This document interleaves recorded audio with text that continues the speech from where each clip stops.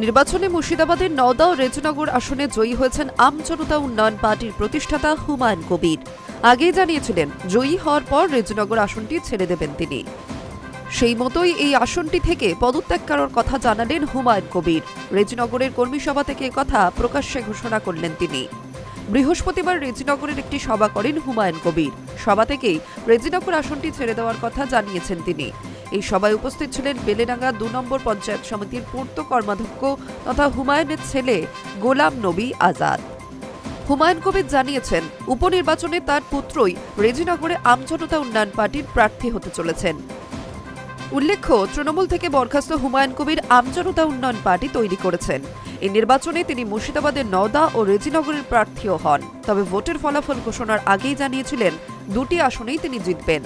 পরে রেজিনগর আসনটি তিনি ছেড়ে দেবেন এবং নির্বাচনের ফলাফল ঘোষণার পর দেখা যায় নওদায় তৃণমূল প্রার্থী তথা বিদায়ী বিধায়ক সাহিনা মুমতাজ ও রেজিনগরের আতাউর রহমানকে যথাক্রমে ২৭,৯৪৩ ও ৫৮,৮৭৬ ভোটে পরাজিত করেছেন হুমায়ুন কবির।